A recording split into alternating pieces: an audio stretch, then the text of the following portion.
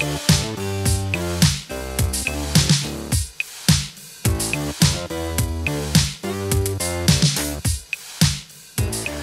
à tous et bienvenue sur le plateau de Bonjour chez vous. Aujourd'hui, nous allons aborder un thème important. Nous allons nous équiper pour savoir comment réagir face aux attaques de l'ennemi. Et je serai avec Aurélie et Michael. Hello à vous deux. Hello. Vous vous sentez prêts d'attaque ?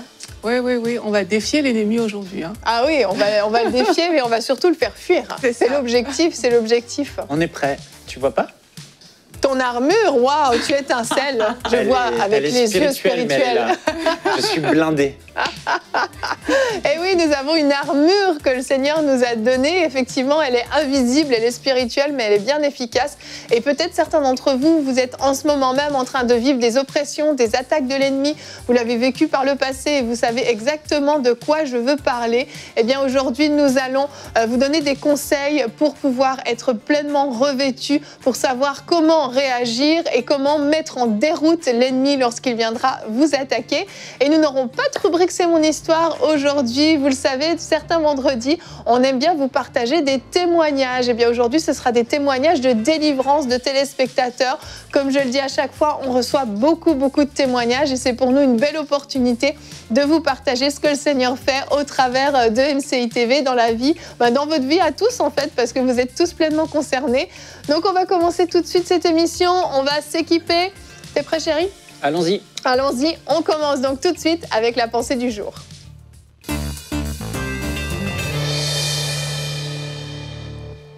Comment réagir face aux attaques de l'ennemi? On va lire ce que l'apôtre Paul nous dit dans Éphésiens au chapitre 6 et au verset 11. Alors si vous avez vos Bibles, lisez avec moi. « Revêtez-vous de toutes les armes de Dieu afin de pouvoir tenir ferme contre les ruses du diable, car nous n'avons pas à lutter contre la chair et le sang, c'est-à-dire contre des hommes, des choses visibles, mais contre les dominations, contre les autorités, contre les princes de ce monde de ténèbres, contre les esprits méchants dans les lieux célestes.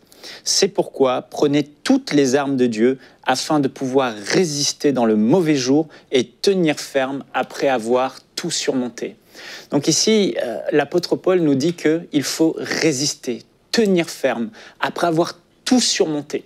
Donc ici, il parle de vraiment, face aux attaques de l'ennemi, ce qu'on doit faire avant tout, avant toute chose, c'est résister, tenir bon, et c'est ce qu'il faut faire. Et une chose importante dans ce passage, c'est que Paul pose une fondation, un fondement.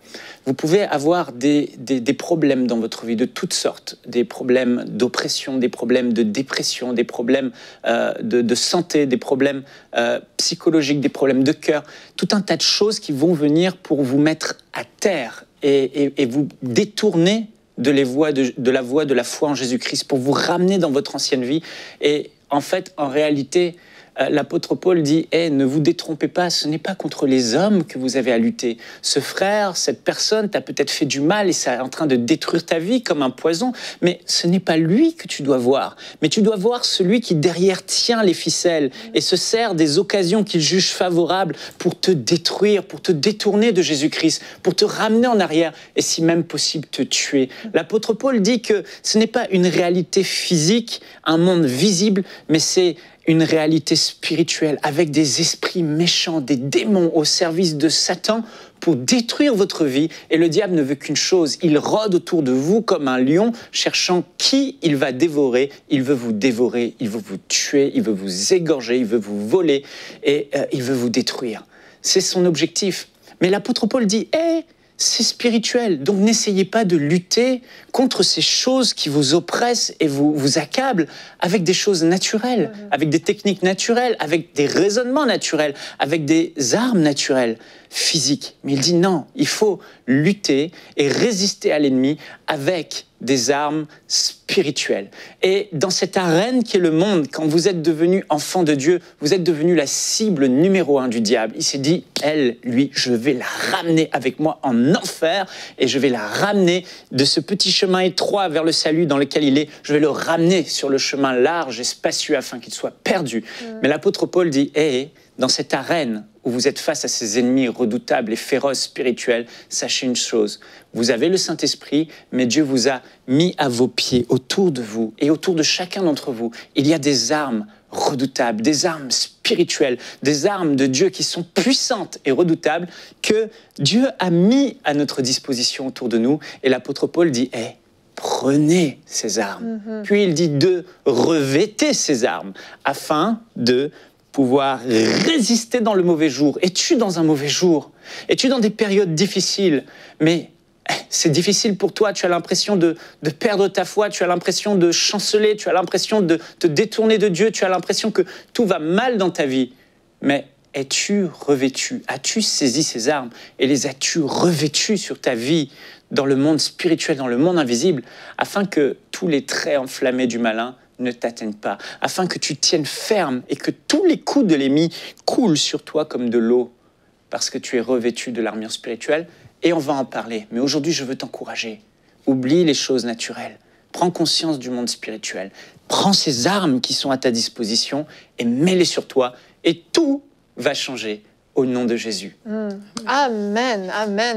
C'est essentiel de pouvoir discerner d'où vient l'attaque. Parce que si on se trompe d'ennemi, effectivement, si on essaye de combattre avec des armes naturelles, quelque chose qui est spirituel, ça va juste faire flop, ça va pas marcher. Et très souvent, c'est cette étape 1 qu'on néglige. Et donc ensuite, on est une cible, et puis on est à terre et on comprend pas. Si on est capable déjà de discerner d'où vient l'attaque, qui est l'ennemi qui est en train de m'attaquer, qu'est-ce que je suis en train de vivre, est-ce que c'est naturel, est-ce que c'est spirituel? Une fois qu'on a discerné que c'est spirituel, effectivement, tu l'as parlé, on a ces armes que Dieu nous a données. Et Jésus nous a montré aussi un exemple extraordinaire quand il était dans le désert, quand le diable est venu. Il nous a montré comment cette parole est puissante. Je suis sûre que tu as envie d'en parler. Ah oui, vas-y.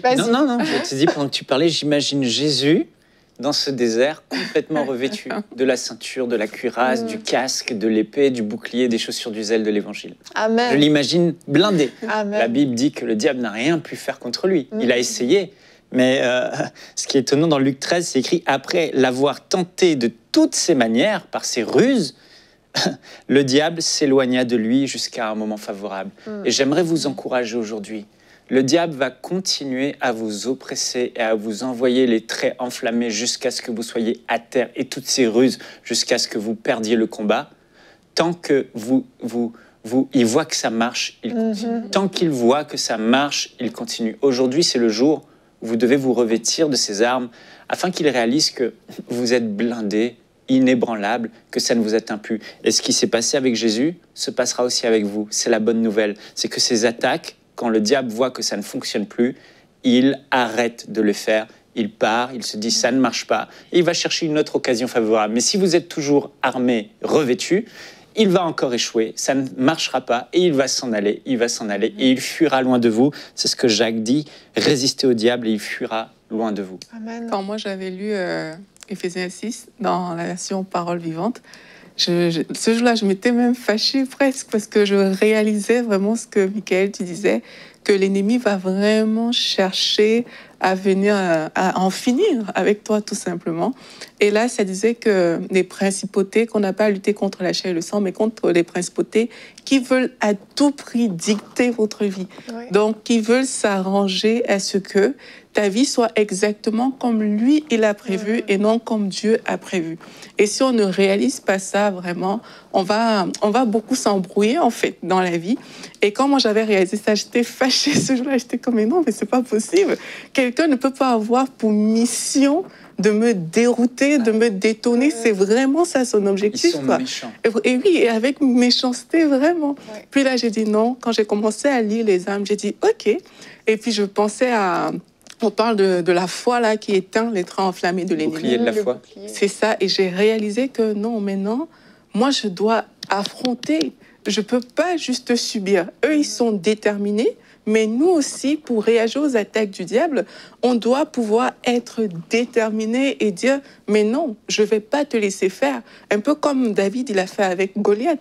Goliath est venu « Ok, je vais tous vous tuer et tout ». Il dit, ok, tu marches contre moi avec ta lance et ton javelot, mais moi, je viens contre toi au nom de l'Éternel des armées. Ça, c'est puissant. Et il a commencé à lui dire, je vais couper ta tête. Donc, il a dit tout ce qu'il va faire, en fait. Et c'est l'attitude, en fait. C'est ça. C'est l'attitude qu'on doit avoir face à l'ennemi. C'est pas juste, tu viens contre moi, je pleure et tout, mais on est revêtu de ces armes spirituelles. Et on doit pouvoir dire à Satan, t'as osé, attends, je vais couper ta tête, je vais te tailler en pièces et tu n'auras plus envie de revenir dans ma vie. Amen. C'est vraiment une bonne attitude qu'on doit avoir lorsqu'on choisit d'avoir ce bouclier, parce que quand Satan nous attaque, on doit réaliser vraiment notre identité. On parle aussi du casque du salut.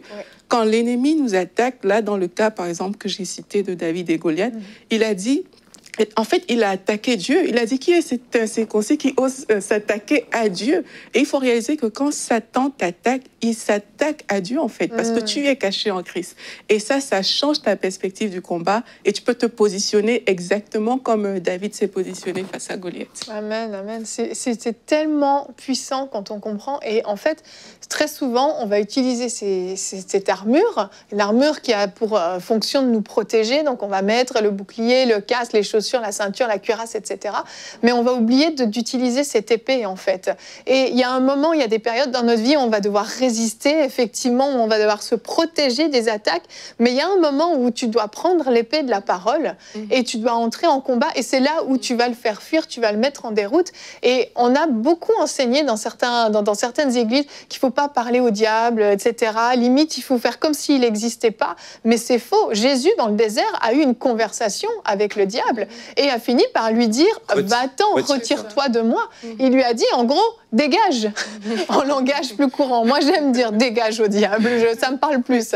Mais il ne faut pas avoir peur de lui, je ne dis pas d'entrer dans des grandes conversations, mais lui dire la parole, ce que dit la parole, se dire ce qu'on est en Christ et lui rappeler qu'il n'a aucune autorité sur nous, qu'il n'a aucun droit de toucher à notre vie parce qu'on appartient au Dieu Tout-Puissant. Il faut avoir cette attitude-là et lui dire de s'en aller avec cette épée de la parole. Et là, pour aider les auditeurs, pour vous aider, frères et sœurs, si on prenait la liste de ces armes, l'apôtre Paul, on n'aura pas le temps de toutes les décrire. On va faire une émission spéciale juste sur la mon chéri.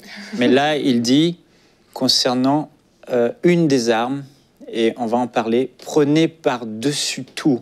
Donc, par-dessus tout, il insiste davantage sur cette arme-là. Par-dessus tout cela, le bouclier de la foi. Avec lequel vous pourrez éteindre tous les traits enflammés du malin. Alors le bouclier de la foi, c'est ce que Jésus a utilisé dans le désert. Le diable est venu avec ses ruses, et le diable est à maintes reprises venu vers Jésus avec ses ruses, mais à chaque fois Jésus a utilisé le bouclier de la foi. Le bouclier de la foi, c'est vraiment l'arme ultime, ce grand bouclier, à l'image de l'apôtre Paul qui prenait ce grand bouclier romain rectangle. Il le posait devant eux, les soldats romains, et rien ne pouvait les atteindre. Ils étaient entièrement protégés.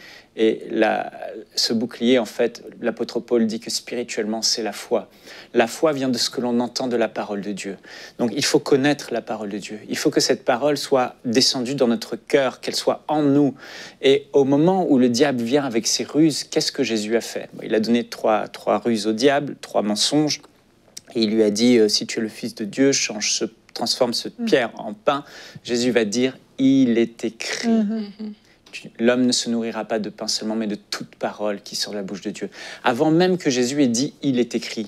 Quand Jésus dit, il est écrit, là, il prend l'épée de la parole de Dieu et il la balance dans le monde spirituel. Et l'épée de la parole de Dieu, quand on la brandit, quand on la proclame, ça fait des dégâts. Les démons détestent entendre. Il est écrit, parce que la parole de Dieu, elle est revêtue d'autorité. Je connais un frère, s'il nous regarde, il s'appelle Ramon. C'est un homme que Dieu utilise puissamment pour chasser des démons. Il dit, il est écrit dans la parole de Dieu. Et quand il dit parole de Dieu, tu sens toute l'énergie et la force spirituelle. Et les démons, en fait, dès qu'il dit « il est écrit », il fait plus de 600 délivrances par année. Et dès qu'il dit « il est écrit dans la parole de Dieu » et qu'il cite le verset, les démons se manifestent, poussent des cris et veulent fuir parce que la parole de Dieu est vraiment une arme. Quand elle sort de votre bouche, elle les dérange. comme disait Aurélie, elle les coupe spirituellement. Mais avant de la brandir, l'épée de la parole de Dieu, Jésus-Christ va prendre ce bouclier, et prendre le bouclier de la foi, c'est dans son cœur, savoir ce que la parole de Dieu dit. Avant que cette parole ne sorte de sa bouche, Jésus l'avait déjà dans son cœur, et il avait déjà brandi le bouclier. « Tu ne mourras pas, Satan, par ta ruse, parce que je sais qu'il est écrit ceci. Et cette parole me protège. » Et à maintes reprises, Jésus a fait la même chose face au diable. Il est écrit, d'abord en vous, cette parole est là. Ça ne marche pas, parce que je sais qu'il est écrit. Et après, il est écrit.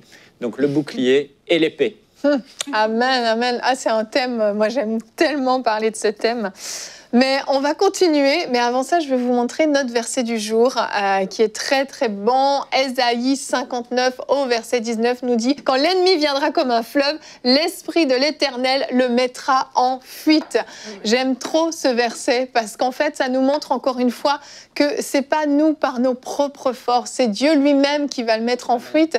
Nous, on a comme rôle simplement, effectivement, de déclarer cette parole qui ne vient pas de nous, qui vient de Dieu. C'est la parole de Dieu qu'on déclare. Et de revêtir ces armes dont on a parlé. Mais on pourrait en parler encore pendant des heures et je vois que tu as envie d'en parler, mais on a des témoignages, chérie. Tu nous permets de passer aux témoignages? Je vais embêter l'ingénieur du son. Qu'est-ce que tu vas faire? Il est écrit dans la parole de Dieu. J'espère, on est désolé pour toi, notre ingénieur du son. Allez, on va enchaîner avec les témoignages. On a de beaux témoignages que vous nous avez envoyés, chers téléspectateurs. Et on veut vous les partager de ce que Dieu a fait dans vos vies. Et vous le verrez, il y a plusieurs témoignages qui sont liés à l'impureté sexuelle, qui est un fléau vraiment de cette société. Et Dieu est concerné par ces choses. Il est concerné par toutes les choses. Mais ces choses-là aussi, et Dieu peut intervenir dans vos vies. Et le premier témoignage que j'ai envie de vous partager, c'est un témoignage qui est anonyme. C'est une sœur du Congo RDC qui nous a écrit. Elle a vécu des choses très très difficiles lorsqu'elle était enfant. Elle nous raconte qu'aujourd'hui elle est mariée, elle a 2 enfants, mais qu'elle a été abusée sexuellement par un de ses cousins quand elle était enfant, de l'âge de 8 à 9 ans. Donc c'est vraiment le genre de situation qui commence ta vie, mais très très mal. Et là, le diable clairement avait décidé de bousiller sa vie dès le début. Et en fait, elle nous raconte qu'elle a été vraiment traumatisée et qu'à l'issue en fait de cet abus qu'elle a vécu, elle a commencé en fait à tomber dans la masturbation, mais jusque dans le mariage en fait, elle n'a pas réussi à se défaire de ça. Ça a vraiment créé quelque chose, un lien en elle. Et elle demandait pardon au Seigneur, mais jamais elle arrivait à arrêter. Elle dit qu'elle a 45 ans aujourd'hui et que beaucoup de choses se sont produites suite à l'abus, de la colère, de la rancune, manque d'assurance, une très grande méfiance. Malheureusement, elle était brisée en fait. Et en gros, elle nous résume pour faire court que quand elle a écouté l'émission Prière inspirée avec toi, chérie, c'était toi qui étais dans cette émission, tu as décrit en fait une femme et c'était exactement elle. Elle s'est reconnue, une femme qui a été abusée sexuellement dans son enfance, elle est traumatisée, elle est habitée par un esprit impur et un manque de pardon. Elle dit « Waouh, je n'en revenais pas, c'était juste moi ». Elle était impressionnée à quel point... Qu'est-ce qu'elle est devenue? On va continuer, il y a du suspense. Hein. T'aimes pas le suspense? Elle dit « Lorsque Michael a commencé à prier, il a dit que quelqu'un sentait monter en lui la nausée pour vomir, tout ce que le mal avait mis en elle et de ne pas résister. » Elle dit « J'ai senti, sans trop savoir comment, une forte nausée monter en moi. Elle a vomi ensuite. Elle a senti comme si quelque chose venait de sortir d'elle. Et lorsque Michael a demandé de pardonner à celui qui m'avait abusée, je l'ai fait. » Elle a vraiment été obéissante. Elle dit « Je n'ai rien vu, mais j'ai senti une paix m'envahir. » Et aujourd'hui, en fait, elle est devenue vraiment une nouvelle personne. Elle a été complètement libérée. C'est la masturbation qui s'est arrêtée, mais c'est aussi tout ce dont elle a parlé, toute cette colère, cette amertume, tout est parti. Et ça, c'est la puissance de Dieu, la puissance de la parole de Dieu quand c'est agissant et ça transforme les vies. Donc ça, c'est un très très beau témoignage. J'en ai un autre à vous partager. C'est Joyce du Canada. Elle a été délivrée d'oppression. Elle dit qu'en fait, en date du 23 janvier 2020, donc ça fait un petit moment qu'elle a vécu ça, elle se tenait un soir devant son ordinateur et puis elle avait reçu une notification, vous savez, les notifications YouTube pour la soirée du Surnaturel 2, je vous vous en souvenez. Et puis elle avait marqué la date dans son agenda, mais ce soir-là, elle avait comme une lutte parce qu'elle devait se coucher tôt, elle avait des cours et puis je regarde pas, elle n'était pas sûre. Et finalement, elle a commencé commencé à écouter, puis bon, elle n'a pas pu s'arrêter. Elle a dit, emportée par les exhortations, les témoignages, elle a décidé de regarder. Et en fait, elle s'est plongée dans cette atmosphère de gloire. Elle s'est mise à prier en langue avec les serviteurs de Dieu qui étaient sur le plateau. Et du début jusqu'à la fin, elle s'attendait à l'action du Saint-Esprit. Elle était vraiment prête à saisir quelque chose. Et elle dit qu'effectivement, il y a eu une portion pour moi ce soir-là, quelques minutes avant la fin du live. Et c'est drôle parce qu'elle a résisté pour écouter le live, mais Dieu a intervenu quelques minutes avant la fin. Ne croyez pas que c'est fini pour vous s'il ne s'est rien passé. Pendant les 59 premières minutes, à la 60e minute, il peut se passer quelque chose. Elle dit qu'elle a ressenti la main puissante de Dieu se poser sur elle. Elle a vomi, elle aussi. Je suis désolée pour ces témoignages, mais c'est ce qui arrive souvent lors des délivrances. Elle dit, j'ai pleuré, j'ai crié, j'ai sauté, j'ai dansé et j'ai ressenti une présence me quitter à plusieurs endroits dans mon corps.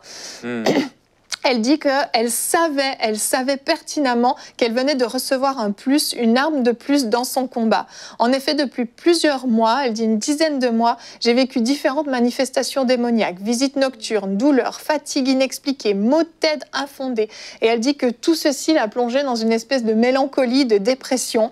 Et elle dit que dans ces moments difficiles, le Seigneur s'est révélé à moi par EMCI à plusieurs reprises. EMCI TV a été l'une des bases de ressourcement que le Seigneur avait mis à ma disposition. L'arrivée des lives et plusieurs des émissions qui ont suivi sont tombées véritablement à pic. Bien que l'épreuve ait été longue et rude, le Seigneur s'est montré fidèle dans sa grâce. Il a pourvu en profitant de ce temps pour m'instruire sur l'autorité du nom de Jésus. Et j'aime ça. Elle a été délivrée, mais elle a aussi reçu cette autorité, cette instruction qui est essentielle. Elle rend vraiment grâce à Dieu. Un très, très beau témoignage. Merci, Joyce. Est-ce que je peux te dire quelque chose? Bien sûr. Oui, je pense que vous êtes beaucoup... cette question revient souvent à dire, mais ces personnes-là sont chrétiennes, des enfants de Dieu, nés de nouveau. Comment ça se fait qu'elles vomissent et elles ont des mauvais esprits en elles? Et beaucoup ne comprennent pas. Alors juste rapidement vous dire qu'un chrétien né de nouveau ne peut pas être possédé. Posséder, ça veut dire quoi? C'est-à-dire avoir un mauvais esprit dans son esprit, à l'intérieur de lui, qui le contrôle. C'est-à-dire les gens possédés sont dans des hôpitaux psychiatriques ou comme le fou de Gadara. C'est impossible pour un chrétien d'être possédé dans son esprit. C'est-à-dire que l'esprit prend littéralement contrôle de la personne. Parce que dans l'esprit du chrétien né de nouveau, il y a le Saint-Esprit. Mais par contre, un chrétien peut avoir un mauvais esprit dans les deux autres dimensions de son être, c'est-à-dire l'âme et le corps. Ce n'est pas là où le Saint-Esprit habite. Il habite dans votre esprit, mais dans votre âme ou dans votre corps, il peut y avoir des esprits mauvais, surtout qui sont là depuis même avant votre conversion souvent. Et vous avez l'autorité de prendre autorité pour dire à ces esprits de sortir de votre corps ou de votre âme, de lâcher vos pensées, vos émotions, ou de sortir de votre corps. Souvent, ça manifeste par une guérison physique. Donc, on ne parle pas de possession, mais voilà. Mais c'est important. Pardon. Aurélie a failli renverser sa tasse, tout va bien. Oui, Aurélie, on continue. Merci pour les précisions qui sont effectivement importantes pour nos téléspectateurs. Tu as d'autres témoignages à nous partager? Oui, là, j'ai deux témoignages par rapport à la soirée du surnaturel. Vraiment, je rends gloire à Dieu pour la soirée du surnaturel. Hein. Et on va en refaire bientôt, bientôt. Patientez encore un peu. Beaucoup de témoignages qui viennent de là. On a une jeune fille de 17 ans du Congo qui nous explique en fait qu'elle avait des esprits mauvais, un peu comme tu disais, Michael, et elle ressentait vraiment cette présence-là en elle. Et lors de la soirée du surnaturel, elle dit que j'étais devant la télé lorsque le pasteur Marcel nous a introduits en prière. Je me disais en mon cœur que c'était toujours les autres qui vivaient des miracles. Et après, elle s'est dit, Dieu et moi alors, à quand mon tour au final? Et là, elle dit que quand le pasteur Marcel a donc fait cette prière-là, elle dit, je ne pouvais plus m'empêcher de faire des grimaces. Et par la suite, il y a eu une manifestation d'esprits méchants. Et là, elle a été complètement délivrée. Wow. Et moi, j'aime particulièrement quand les personnes qui ont vécu quelque chose avec Dieu s'expriment. Il y a toujours quelque chose qu'elles disent comme ça qui est très bien. Elle dit, Dieu sauve, il n'y a pas d'âge. Il est temps de le servir, car ce fut un jour inoubliable. Wow. Vraiment. Et vraiment, je prie qu'aujourd'hui aussi soit un jour inoubliable dans vos vies, à vous qui nous écoutez, que vous soyez délivrés aussi alors que vous regardez cette émission. Amen. Et on a aussi un frère, Étienne, de Belgique. Lui, il avait des défis à différents niveaux, notamment par rapport à son travail. Et il nous a fait une vidéo, lui, pour nous partager son témoignage. Donc, on peut la regarder maintenant. Jésus-Christ est vainqueur. Il est mort pour nos péchés, il guérit nos maladies. Et la Bible, elle dit aussi qu'il délivre les captifs. Et c'est pour ça que je voudrais témoigner, car en fait mon témoignage tourne en rapport à une émission qui est passée sur EMC TV, la soirée du surnaturel. Ce jour-là, j'étais vraiment dans l'expectative de voir ce que Dieu allait faire dans ma vie. Et j'étais déçu au début parce que ma connexion ne fonctionnait pas bien. Et je me suis rendu compte en fait que c'était Satan qui attaquait en fait la connexion, que ce n'était pas quelque chose de naturel, mais justement de surnaturel, de manière à ce que je puisse être privé des bénéfices dont le pasteur en fait était en train de parler. Cependant, j'en ai entendu assez pour pouvoir avoir la foi qui a grandi en moi. Et je me suis dit que, comme la Bible dit qu'on a reçu autorité pour le pouvoir de marcher sur les serpents et les scorpions, sur toute la puissance de l'ennemi, j'ai commencé à demander l'aide de mon épouse et on a prié toutes sortes de prières. On a prié assez longtemps, on a invoqué le nom de Jésus, on a prié par le sang de Jésus. Et puis tout à coup, j'ai senti dans mon esprit que j'avais un esprit de misère logé dans mon cœur et je l'ai chassé et j'ai vomi du sang. Et voilà pourquoi je témoigne aujourd'hui, pour dire que Dieu délivre, et je voudrais encourager EMC TV à continuer à booster la foi, à susciter la foi à travers des intervenants dans leur émission et de vous bénir dans le nom puissant de Jésus-Christ de Nazareth. Jésus sauve encore, que Dieu vous bénisse. Au revoir. Wow, gloire à Dieu, merci Seigneur. Oui, Dieu délivre, c'est vrai. Il a fait pour Étienne qu'on vient de voir. Il a aussi fait pour Régène qui vit en France, qui elle a été délivrée de la peur et de la crainte. Et elle aussi, elle va nous raconter son histoire dans une courte vidéo. Bonjour. Cet été, avec mes parents, nous devions partir en Bretagne 3-4 jours. Mes parents devaient dormir dans leur camping-car et moi à l'hôtel. Mais 15 jours avant de partir, une amie à ma mère lui a proposé de me prêter son appartement durant son absence. L'idée même de dormir toute seule me tétanisait complètement et je voulais absolument aller à l'hôtel et même ma mère m'avait proposé de venir dormir dans l'appartement avec moi pour que je n'aie pas peur. 3 jours avant de partir, sur EMCI, ils avaient commencé à diffuser une série « La victoire sur les peurs et la crainte ». Le mardi, j'ai commencé à suivre, j'ai repris la veille, le lundi, j'ai suivi le mercredi et le jeudi. J'ai appliqué ce que le pasteur Joel Spinks expliquait, j'ai mis en action ma foi, j'ai pratiqué, j'ai pris autorité. Et puis le vendredi matin, quand on est parti, j'étais vraiment confiante dans le Seigneur. Je savais que j'allais pouvoir dormir tranquille et pendant 3 nuits, j'ai dormi sans aucune peur, sans aucune crainte. Voilà, le Seigneur m'a vraiment délivré de cette peur et de cette crainte. Je rends gloire à Dieu. Merci Seigneur pour tout ce qu'il fait. Vraiment, Dieu est vraiment bon. Amen. Merci Seigneur. Gloire à Dieu. Dieu. Et puis on voit que ce soit la crainte, la peur ou même les esprits mauvais, Dieu agit encore et toujours. Ça n'arrive pas qu'aux autres. Amen. Ça peut aussi être votre cas aujourd'hui à la maison. Amen, amen. Bon, j'avais encore 2 témoignages, mais comme à chaque fois, on manque de temps. Mais on veut prendre le temps de bien vous les raconter, ces témoignages. Donc, on va les garder pour une autre fois. Mais c'était 2 témoignages de personnes qui ont été justement délivrées de la pornographie, de la masturbation.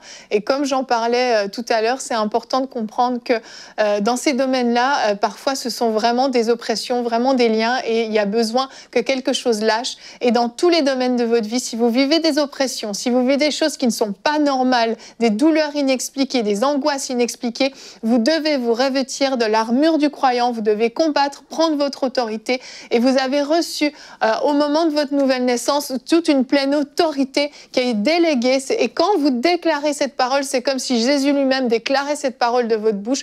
Ne vous laissez plus jamais écraser par le diable, mais au contraire, soyez des chrétiens combatifs, des chrétiens qui vont lutter et qui allaient résister jusqu'à ce que le diable fuit loin de vous. Merci à vous d'avoir été avec nous, d'avoir suivi cette émission aujourd'hui. J'espère que vous avez été fortifiés et vous pourrez peut-être vous aussi nous apporter vos témoignages. Si c'est le cas, vous pouvez aller sur emcitv.com/témoignages. Je vous souhaite un très bon week-end, soyez bénis et bonjour chez vous.